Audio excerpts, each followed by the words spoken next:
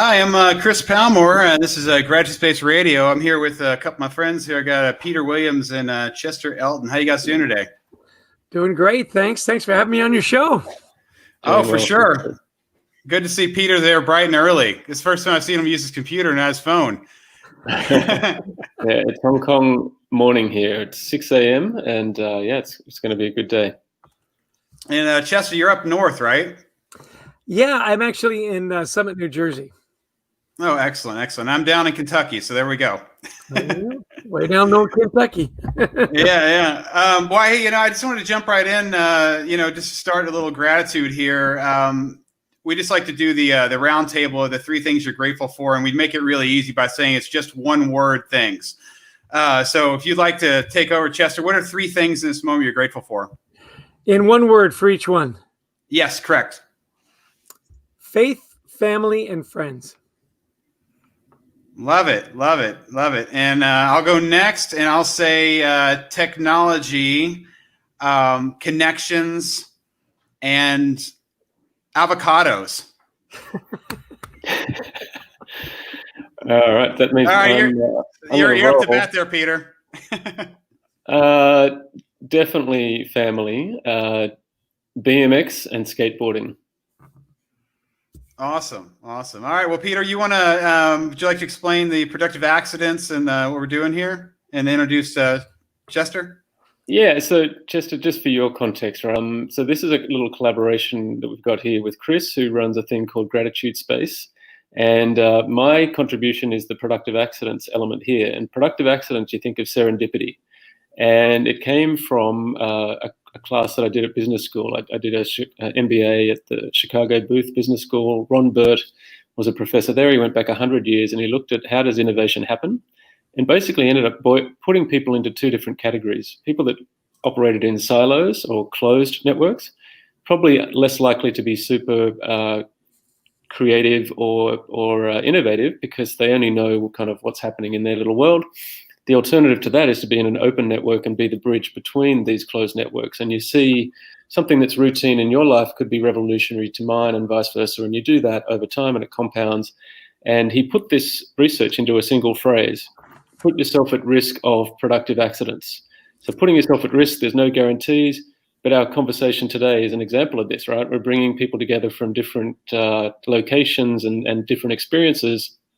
And what I've found over the last 10 years since I graduated and moved to Hong Kong is that the more you put yourself at risk of these ideas, it becomes a formula not just for curiosity, creativity, innovation, but also adventure.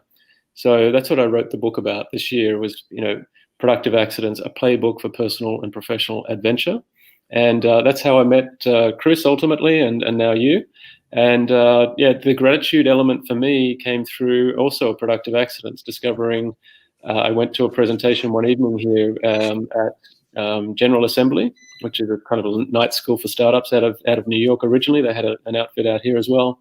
And I saw a guy called Mush Panjwani speak about the essence of being an entrepreneur.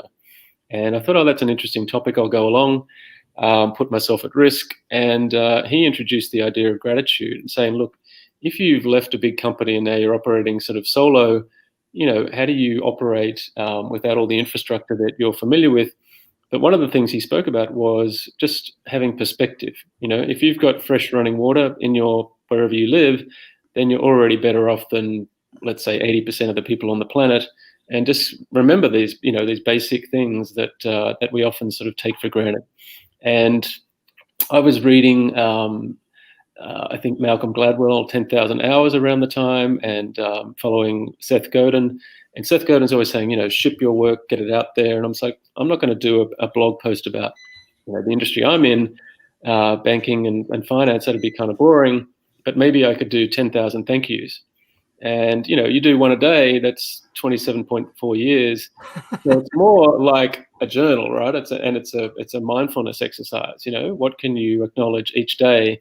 Something simple, something, larger. Now I'm up to, 1,300 around that level.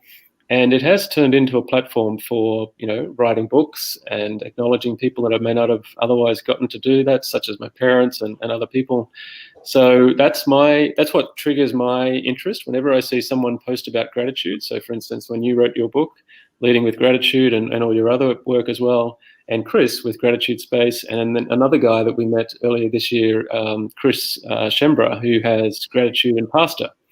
Exactly. So connecting the dots here.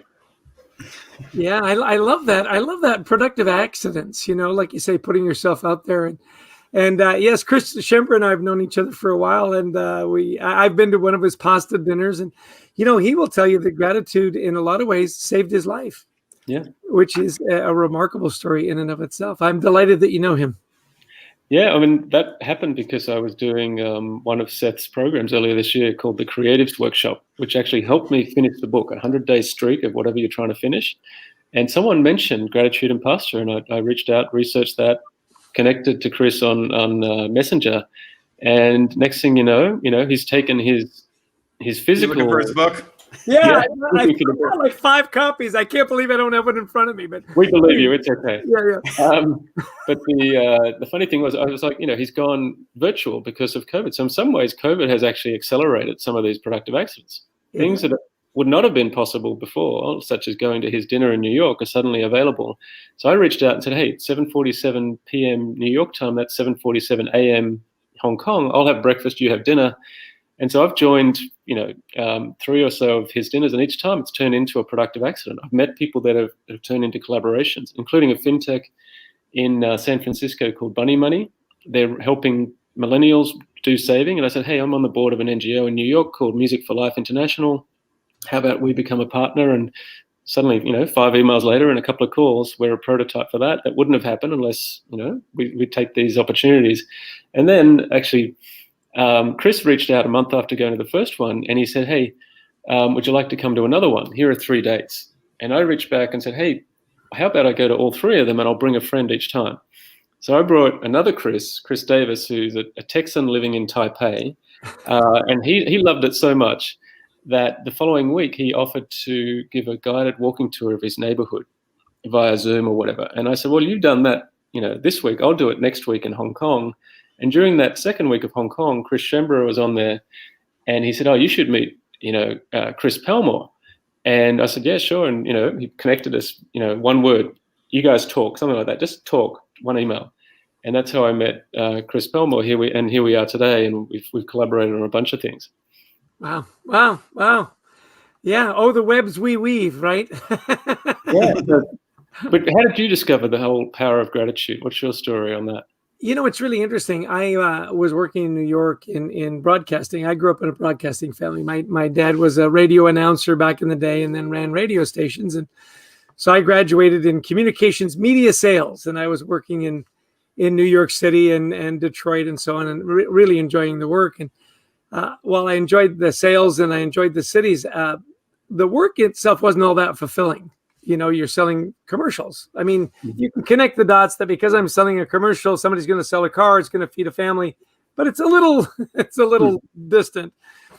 I got an opportunity to go sell for a recognition company. I think we're going to get interrupted here if we're not careful. I'm working, buddy. It's my little grandson. Yeah. At any rate, to work for a recognition company. And I love that concept that, people at work, when they're valued and recognized, that they feel better about their work, they're more innovative, customer service, and it all goes up. And so I was selling those programs for a while when I had an idea with our CEO, who's still a good friend of mine, even though he's retired, that we should write a book on the power of recognition. And he loved the idea. And he said, write the book. And I said, well, actually, I thought you should write the book because then that would be a tool for me as a salesperson to sell more stuff. I'm not really a writer. Well, he hired a guy called Adrian Gostick about a year later, who's a writer. And he said, introduce yourself to Adrian and write the book. And so we wrote a book called Managing with Carrots. And so the carrot became our theme. This is our mascot, Garrett the Carrot. I wear orange every day. I even have an orange, colored watch. And that was the first of several books that had carrot in the title. Well, Kent subsequently retired. Adrian and I went out on our own, and we started to explore not just recognition, culture, leadership, teamwork, and Leading with Gratitude, which you so graciously mentioned, is our 13th book together. And so we took recognition and took it to gratitude. To me, this is like Carrots 2.0, right? Carrots was more the formal, which I think is important. Your traditions, your rituals, the plaques, the watches, the ceremonies. Gratitude to us was more of the emotional connection, like you say, the little thank yous, the little pull asides, the little shout outs that over time build such wonderful cultures and engaging cultures. And so long and short of it, we've now written 13 books. We just finished our 14th, actually. I hope we get a minute to talk about that. It comes out next year. But the whole idea of, really creating human connections that are really meaningful, a place where I believe what I do matters, I make a difference. And when I make a difference, somebody notices it and celebrates it. And then 1.6 million copies later in 30 languages. Yeah, so it was a productive accident. 100%. All of that is right. And you said yes. You followed through, and you made it happen. You do these baby steps, just like Chris. He's reached out. He's bought my book, and he's read that, and he said, you know what, we could do a collaboration. And we're just on WhatsApp, and we're just bouncing these ideas. Next thing you know, he's set up, the little screen here that I sent you that photo showing, here's a talk. And I part of the reason for my book is that I've discovered so many great people that have done amazing things. I want to showcase and amplify them, to the world, because some of them are below the radar, helping, an Australian lady in Tanzania fighting poverty through education, Gemma Sisia. She wrote a biography, and I reached out to her, and that turned into, lifelong collaboration as well. Then I met John Wood from Room to Read. I'm not sure if you're familiar with Room to Read. But the reason I mention him is that he set up a program. He wrote a book called Leaving Microsoft to Change the World, and he wanted to take literacy to emerging markets around the world. And he set a goal: I want to have 1,000 libraries, and I want to teach 1 million children how to read. This is their 20th anniversary. They're up to 20 million children that they've taught to read, 37,000 libraries. And what's amazing is he now lives in Hong Kong, and he's become a great friend. He ended up writing the foreword for my book.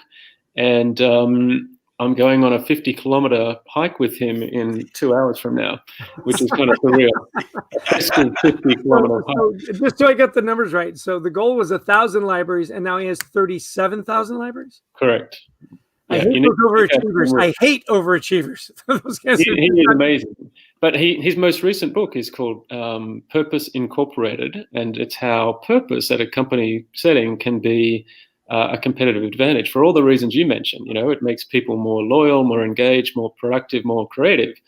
You guys should talk. We could do another follow-up conversation, having 4 people here, and that would be a fun, extension. And that's part of the reason, we've been playing with this idea. This is our 6th episode.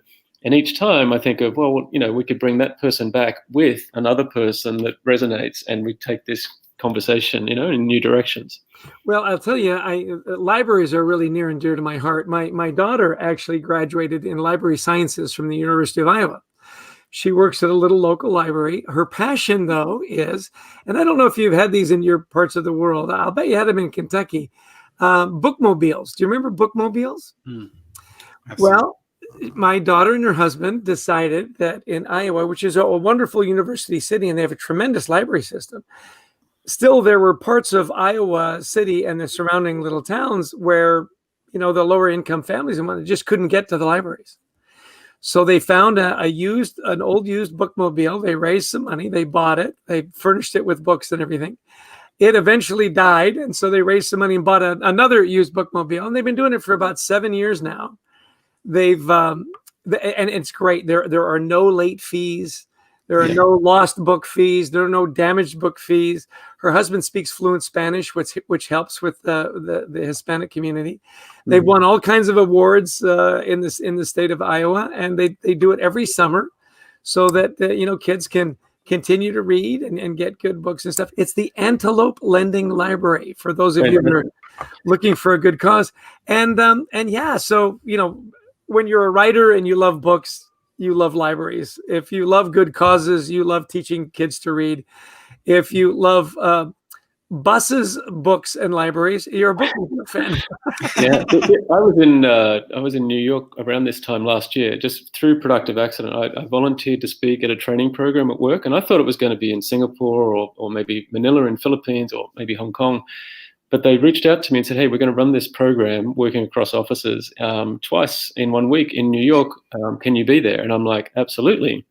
And I decided to fly in via Boston and visit my niece and her husband and their 2 children. I hadn't been to Boston before, go down to New York, and all these adventures emerged. But one of the things I noticed in Boston, in their little neighborhood, was a little library at the playground where these books, it's just a book box, where parents could grab a book and sit down and read. And I thought that was pretty cool. I'd never seen that before. Do you know those originated in Iowa City? And they're called free little libraries. Yeah. And we have one at the bottom of our driveway. Amazing. Oh, yeah. You have one at your driveway. Right. Because kids walk past our house to go to the elementary school. And they walk. I have 13 of your books in there. I always put my books in there. I said, my favorite book of the week, and it always happens to be one of mine. And it's funny because when they walk from right to left in front of our house, it's on the way to the elementary school. From left to right is to the middle school. We're in a really kind of a nice area. So yeah, and the parents stop, and we even put a little dog hook on there so you can hook your dog up while you peruse the library. I'm a big fan of free little libraries. Now, you talk about productive accident. I'm sure we were by far the first little free library in our town, and now there are 5. Well, you've now planted a seed that I'm going to have to do this in my retirement, wherever we live. Maybe it's in Japan. We have a place in Niseko over there. That's a productive accident. How that all happened, or back in Australia one day. But Chris, I want to hear, your story for Chester's benefit more than anything, and anyone that's listening. How did you discover gratitude? Oh, thanks, Peter. Well, Chester, I'll give you the short version because I know we have so much the time here. But basically. Back in 2013, my birthday was coming up, and I was listening to a podcast, and the podcaster basically said that birthdays were like appreciation trophies, and he said that because everybody gets one, that's not what's special about that. He said, and he pivoted and said, why don't you make it something special, make it like an achievement, celebrate an achievement, or he's just like make it about something. So basically it's like, don't make it about you being born, make it about something, right? Something else or someone. So I, my birthday was coming up, and I decided that I wanted to honor my mother on my birthday. So December 30th, I got up really early, and I wrote her what essentially is a gratitude letter. And I put it on Facebook, and I made it public because I wanted to find it and be surprised, and I wanted people to read it. So I went about my morning, and I normally get a call from my parents to sing me happy birthday. That's the ritual. Mid-morning comes, I don't get my call. I'm like, what's going on here? So I after a little more time goes by, I decide I'm going to call my dad. I'm not going to call the home line. I'm not going to call my mom. I'm going to call my dad's cell phone. I get my dad on the phone, and he wished me happy birthday. And then I thanked him, and I pivoted and I said, "Had Mom read the letter?" And he said that she had, and that she needed time with it, and that she couldn't even talk to me right now. And just to give you a little backstory, my mom, and I, this best friends, somebody I'd kissed on the cheek in an early age. So for my dad to say that she couldn't talk to me, that is something that still, every time I think about it, really blows me away, because it's just not, it's not something I thought. For example, if I would have tried to do that, there's absolutely no way I could have done that. And I could never think of a way, honestly, that I could have done that. So, we met later that day, and this moment occurred. This moment of where I did something very simple, where I just shared gratitude in my thoughts, and it made her take a pause, which affected us both. Because of the situation. So I didn't at the time. That was December 30th, and I didn't know that that a lot of stuff was about to happen. And 4 months, the day later, my mom died. Oh, I'm so sorry. No. Thanks, Chester. Yeah, her cancer came back, and on April 30th, she passed away in hospice care with my dad on the floor. And so I'm telling you that because, what I realized, and maybe you going around talking to people about gratitude, it's like it's a powerful thing in the sense that I like to call it gratitude art. And granted, I'm talking about 5 years from now. I'm thinking about this, so this isn't anything like that was in my mind then. But the amazing thing about making gratitude art, which me posting a letter on Facebook is gratitude art, is that it stacks and it can multiply. So, for example, just that short story I told you, obviously. Had my one experience. She read the letter, had her own experience. We had an experience together. My dad read the letter. People read it online, right? All these things stacking. Even this moment, Chester, it's stacking. It's stacking right now. But what happened, and it's only stacking because of what happened. You know what I mean? It really is. And it's just the reality of the situation. But when the time came, my dad said, "Do you want to talk at her funeral?" And I was like, I had no desire to get up there and be emotional. But I kept thinking of this letter, right? I kept thinking about how this did something that really connected us in a way that nothing else would have. When you're that close to somebody 34 years, it's like, you really isn't much, you know what I mean? You're this, so how are we, you know what I mean? I don't even know. But so what happened was I had my cousin read this letter at my mom's funeral to me, to the group, but it was to me. So now I have a situation where I'm having this memory of this letter being read to me at my mom's funeral. And it really affected me in a really, it was a very bittersweet thing, because obviously here we are, I'm hearing these words, I'm going to tell you I love you more often this year. I'm going to spend more time with you. I'm going to make you more proud. And it's April 30th and that's it. It's kaput. There's no more of any of that. And it really affected me in such a way where the coming Christmas, I did, my birthday's come up again, and I decided I wanted to do it again. So I did it for my father. And very similar, just the simple ingredients of writing a gratitude letter. I wanted to surprise him with it, making it public.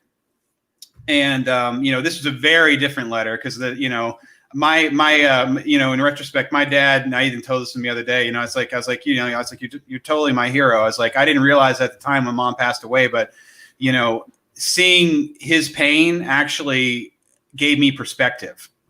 It really did. And she was my mother, right? But he was her life, and that's the truth of the matter. And and then after she passed away, he didn't choose to die. He didn't choose to become a recluse, but he still lives, right? So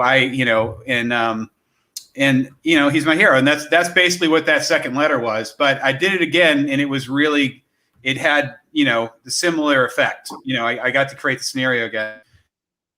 So just let's jump forward to where we are now. How did that convert into your book project, Dear Gratitude, and so on? Because to me, that takes it to another level. Right. You're right. I keep thinking all the time. I usually tell the story in a lot longer form, Chester. I know we got some, anyways. So the book, I just really the book called Dear Gratitude, an Anthology. And I had over 50 people write in the book essays and letters in gratitude. Peter's one of them. He initiated several other people to write letters. The cool thing is it's a non-linear book. So the cool thing is I get to tell my story, which I have in the book, but it has everyone else's gratitude stories. So the amazing thing is about gratitude is you might not relate to one, but you're going to relate to another. And there's so many different flavors. So the book just got released a couple weeks ago, and the paperbacks are being shipped right now. And that letter I told you, thank you. That letter I told you, I wrote my mother's in there.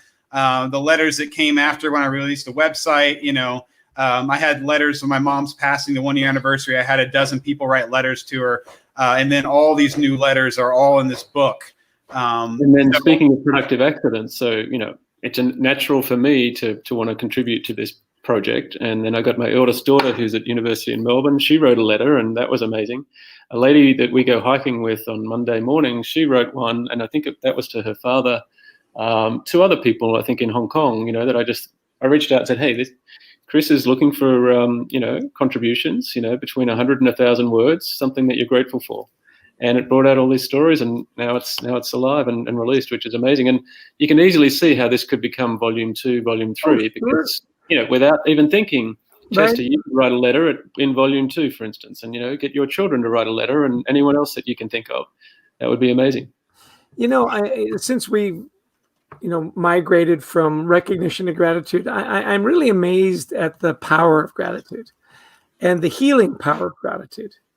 We had a wonderful interview in our book with a woman that runs camps for folks that are infected with the leprosy virus in India. And she talked about the healing power of gratitude. And her story was very interesting. She said, in our family, we're a very faith-based family. And my granddaughter was terribly sick, had a brain tumor, and we were all praying for her recovery and so on. And she kept getting sicker. And it's really interesting. She said, we all gathered around her bed, and her dad offered up a prayer. And instead of the, please, heal our daughter and on, he said, isn't it wonderful? Shouldn't we be grateful for the time that we've had with her? She was only 3 years old. And she said, the minute he uttered those words, that we're grateful for the time we've had, she said, it healed the room. And in fact, her granddaughter did pass away. And it went from being what could have been perceived as a real tragedy as a beautiful moment for their family because they expressed gratitude. They turned it around. I want to share with you a quote, and I'll send you the link to the video, but there's a gentleman named Russell M. Nelson, and he talks about gratitude. And I printed it out and I put it on my bulletin board here. It says, counting our blessings is far better than recounting our problems. No matter our situation, showing gratitude for our privileges is a unique, fast-acting, and long-lasting spiritual prescription. Isn't that beautiful? Absolutely. Love that. Yeah. I think we could talk for days. I don't know how we're going to, digest all of this content, but if you've got any ideas, we'll keep bouncing. One idea I have is we need to have a little book tour where you guys come to Hong Kong. We've got spare rooms. Come and camp here for a week or two, and I'll organize, 20 or 30 speaking events, and see where the adventure goes from there. I would love to. I've been to China a few times. In fact, you can see my Chinese name on the wall there. That's Yongshu. As we were doing some work in China, they said, you need a Chinese name. You need a Chinese name. And so Yongshu is what they used for Braveheart when the movie came over. So it's in the old Chinese and then the new Chinese. I would love to do that. And all my trips to China, oddly enough, we never went to Hong Kong. It was always Beijing and Guangzhou and Harbin. It changed your life. It's a fun place. It makes New York feel like a sleepy town relatively. It's so concentrated and so on here. It's pretty fast acting. So that would be great. Would love to do it. I will tell you too, that practice you have of 3 things you're grateful for. My wife and I have that tradition at the end of the day. And we say, what are your 3? And it's amazing that it's rarely just 3 things. Oh, right. Yeah. Yeah. And it's such a wonderful, positive way to end the day, to think about what you're grateful for instead of, all the stuff that went wrong or all the stuff I've got to do tomorrow, And I've adopted that as well. First thing in the morning is a little mantra to start the day off. Instead of doom scrolling my phone, all the horrible news that the world throws at you right when your alarm goes off, is when my feet touch the ground, I say 3 things.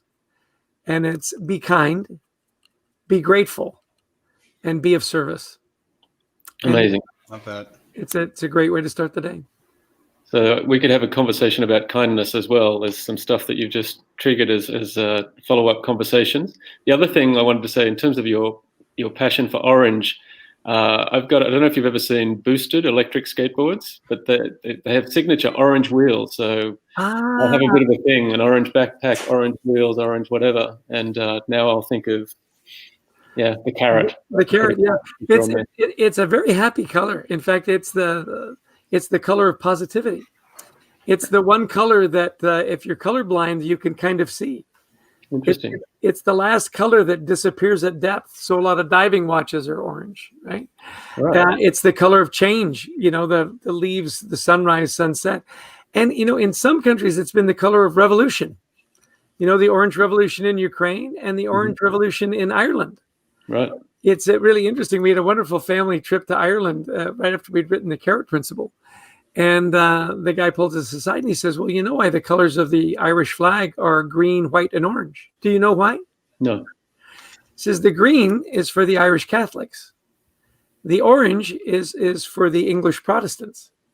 You know, the Orangemen, right? Mm-hmm. And the white is for the peace between them. Nice. You'll never look at the Irish flag the same. Yeah. No, absolutely. My wife has distant Irish relatives, Maye, May surname, and we did a loop of Ireland back in '97, and we stayed with distant relatives of hers, and some of them have become collaborators as well, even though it's at least a couple of 100 years of convicts in between, getting to Australia. So it's pretty cool. On that note, can I tell you my favorite Irish joke of all time? Absolutely. The Irish are lovely, and they love to make fun of each other. And I was at a conference, and there was a wonderful Irishman, and we were trading jokes. He says, "I'll tell you the greatest Irish joke of all time, don't you know?" He says, 2 Irishmen walk past a bar. It could happen. Well, in Hong Kong right now, the joke is a man walks into a bar. Lucky bastard. That's kind of it, because bars are all shut.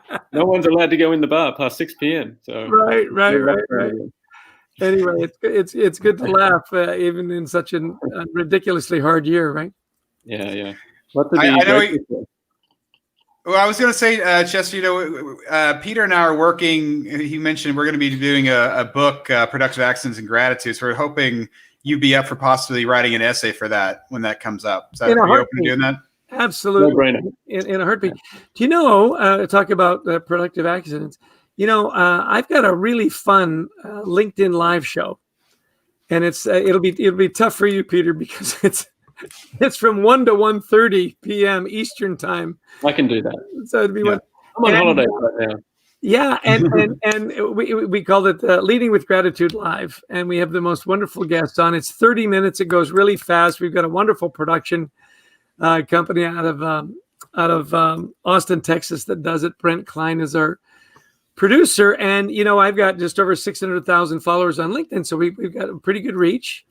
We have great fun, and you know what? Drop me an email, and I'll put you in touch with our producers. We'll get you on the docket. When we started doing it during COVID, and because everybody had time, because the whole world was locked down. I mean, you couldn't go or do anything. We were doing 2 a week. We do Tuesdays and Thursdays. Well, then we started to figure out how to work online, and twice a week is a lot. So we went to once a week on Thursdays, and you two would be great guests. We'd love to have you. It's fast though. You got to talk fast, gentlemen. Well, when you tell your even story, now, you we could be 25. We've gone to 33 or whatever it is. So it is tough to get to 25. We get it. So thank you. That'd be wonderful. I'd love that. Absolutely. And it compounds these productive accidents, gratitude, everything else, these stories, even the benefit of stories. That's one of the big things that I discovered by accident. This guy, Craig Wortman, had written a book, What is Your Story? I bought it on the way to work because he was going to do a webinar that day. And 3 sentences stood out. Stories are your most valuable asset, more important than facts. If you don't write them down, they did not happen. And that turned into a whole nother series of things. There's no way I would have written the first book. And obviously, if you haven't done first book, you can't do your second book. It all compounds for sure. I love that you talk about write it down and have a journal. I literally have 40 journals that I've written over the years. And, they're kind of journal scrapbooks. I'll put photos and tickets to hockey games. I'm Canadian, so hockey is more important than life and death, really, when you think about it. And and they're just lovely trips down memory lane for me. And it's really interesting. I'll often write, I don't know who will ever read this, and I don't know that it's important that anyone ever does. Yeah. It's my journey and it's my story. Now, on the flip side, I do hope that at some point my kids will be a little curious.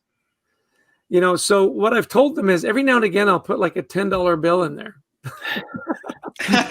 You put the carrots in there. Yeah, there you go. So there's cash in those books. You might want to, at least leaf through and collect up the money. But I love it.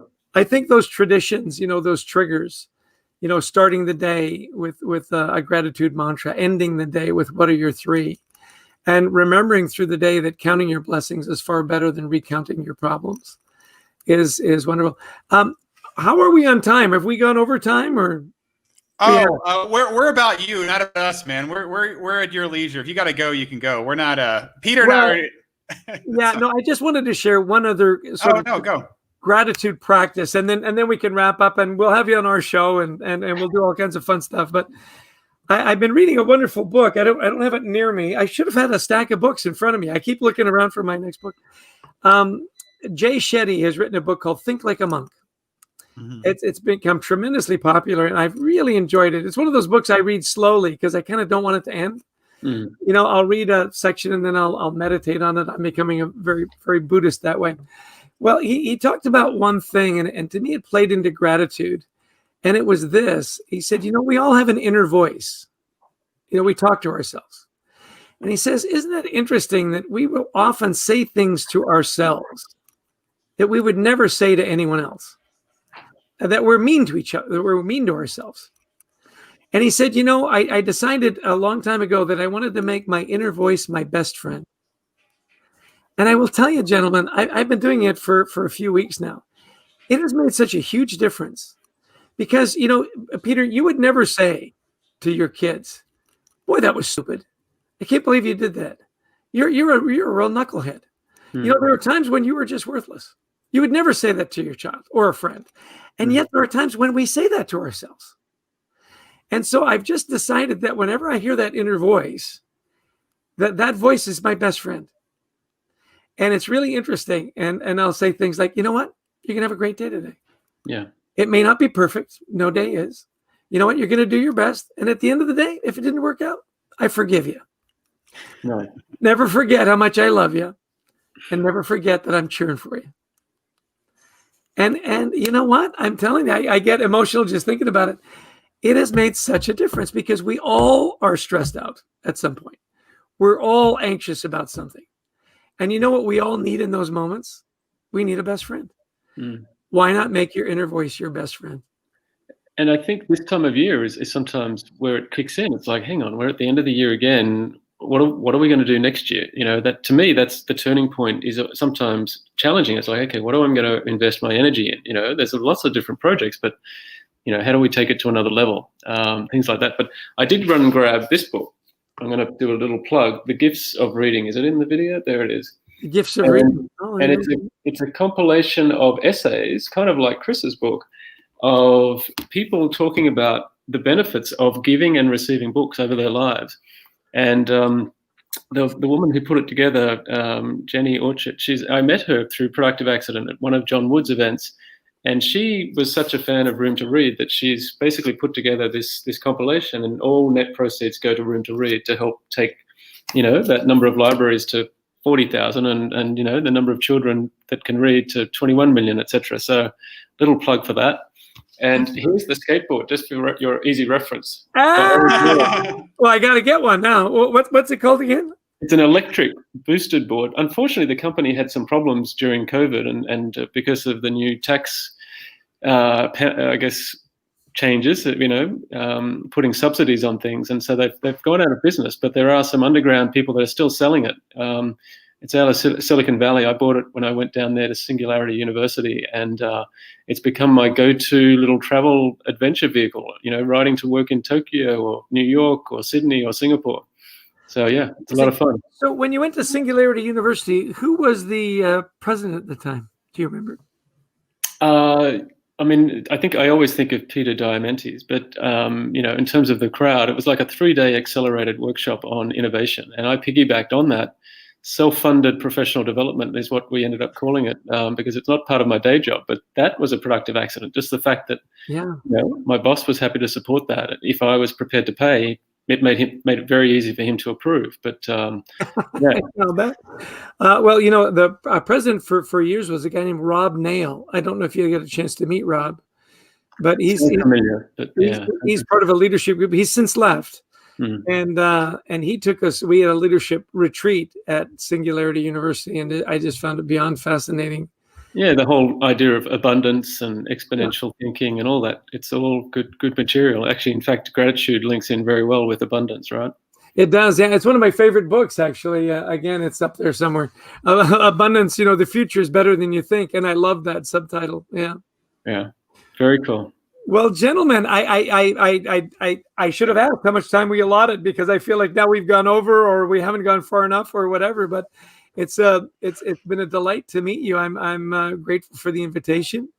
We have this really fun motivators assessment that we developed as part of our training and whatnot, and we determined there were 23 motivators in the workplace, and your top 7 are strong, and so on, and consistently, friendship is one of my top motivators, if not the top motivator. And my brother said to me one time, he said, "Chester, you've never met a stranger." And I feel like, even though we've just met, that there's a nice friendship brewing here, and that we're no longer strangers.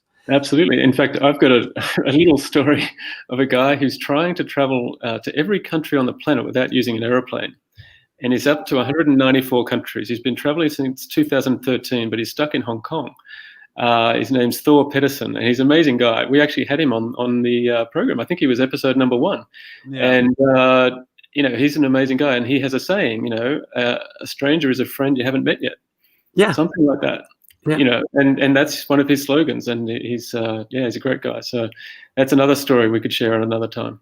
I love that. A stranger is a friend you haven't met yet. My grandfather used to say, and the only people you don't love are people you haven't served.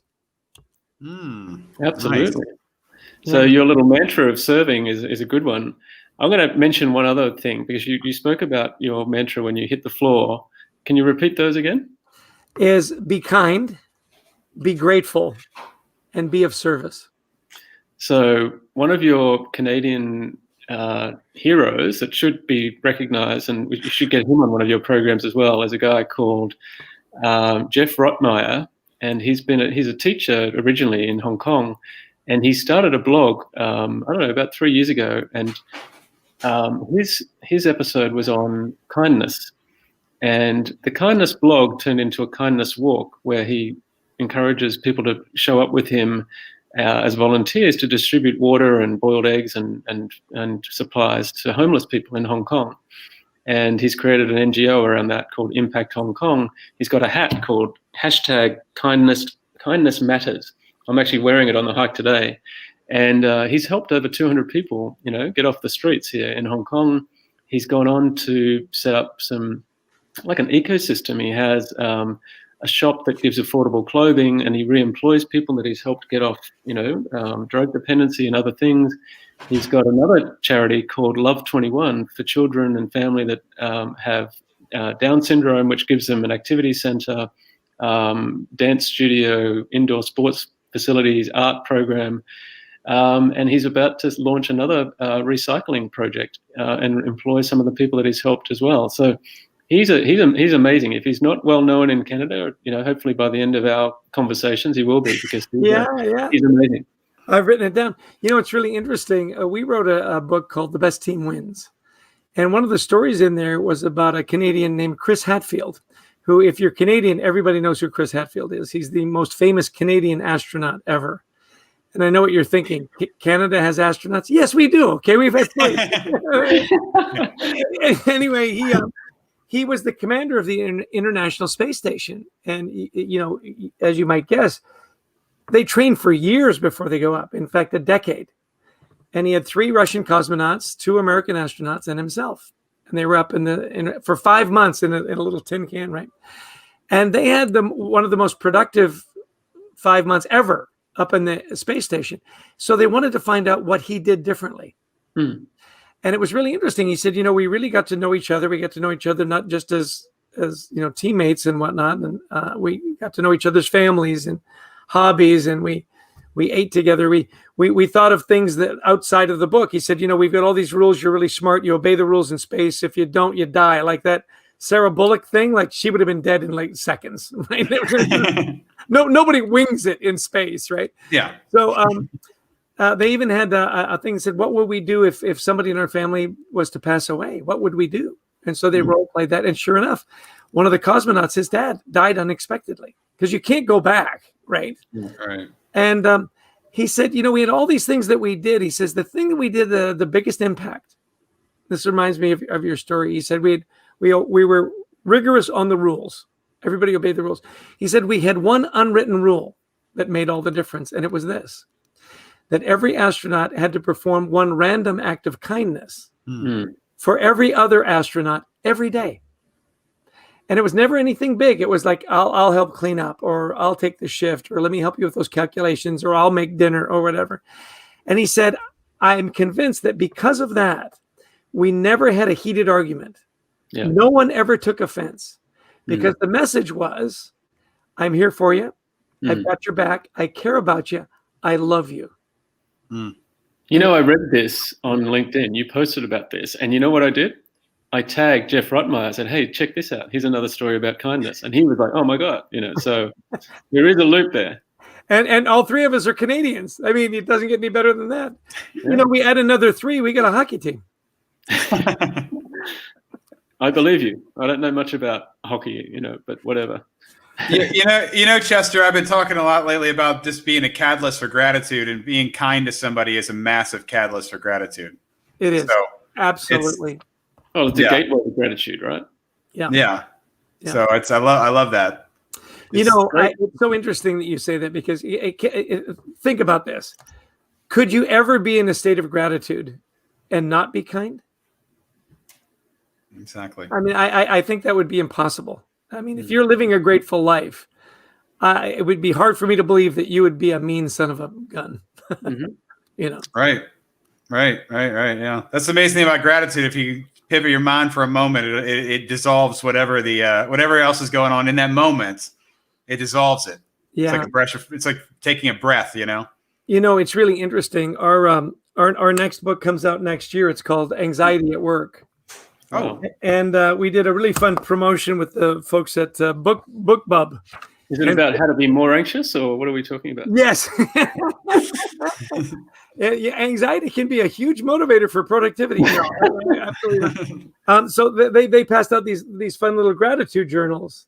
Nice. Oh, wow. Yeah, and it's just kind of your daily journal, right?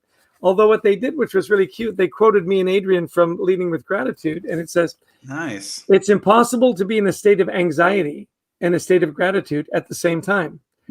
Choose gratitude. 100%. Awesome. Yeah. Well done. Nice. So That's many wonderful, little man. connections and collaborations that have to emerge over time. It's going to be fun. Absolutely. Well, listen, beyond delightful. Yeah. Thank you so much for the time. I love the power of technology. I'm in Summit, New Jersey. You're down in Kentucky, and you're in Hong Kong, and yet it's like we're all in the same room. What a delight. Amazing. Yes. Thank you so much, Chester. I really appreciate your time today, and we look forward to seeing you again, man. Thank you so much. Absolutely. And, you know, one last plug. Follow us on LinkedIn, Yes. Leading with Gratitude. We've got a wonderful monthly newsletter called The Gratitude Journal. Productive accidents. We're gonna. You know what? If you buy one, you get a discount on the other. We should figure that out. We could do a triple pack. The buddy series. Where's your book? Right. You need to hold your book up, Chris. Yeah, there we Yeah, go. we need a photo of that with all three. Right here. All right, here we go. Okay. There we go. Hang on, I need to take a photo somehow. We can do a screenshot of the video later. It's fine. There you go. All right. And, you know, just in parting, what we love when we do our presentations and so on, I always love to say, look, leading with gratitude, it's a great way to lead a team, to build a business, to build a great culture. It's an even better way to live. And I honestly believe that. So that's what I would hope for you gentlemen, that you continue to lead lives full of gratitude and kindness, because I know you are already of service. So thank you. Amazing. Congratulations on everything you've done, and happy Christmas. Hope it all goes well. I hope your son makes it on the plane and gets through the test. Yeah, it'll like we always say, it'll all work out one way or the other. Right. That was the other thing. You know, you have 4 children. I have 4. I've got 2 stuck in Australia that we won't get to see because of all this bubble stuff. But yeah, at least they're converging. One in Melbourne, one to Sydney, and up to parents and grandparents, which is great. So Excellent. yeah, thinking of them as well. Good stuff. Cheers, Okay. gentlemen. Thank you, guys. Thanks, Chester. All right. Well, I'm Chris with Peter. You got any closing thoughts now that Chester's off? No, I thought that was amazing. And, you know, the great thing is, as expected, it's going to turn into another collaboration, you know, with Chester writing a chapter or an essay for your book, and us going on his program at some time, and so on. So this adventure keeps on rolling, which is part of the story. So Great work, Chris. Thank you for hosting as usual. For sure, man. I wanted you to know I did hear that old "come visit, I'll set up 20 events" thing. So I was going to tell Chester, when you say that, you mean that. People throw numbers around, but I know it's happening. Yeah, so I'm Chris with Peter, and that's Graduate Space Radio. Thank you, and we're out.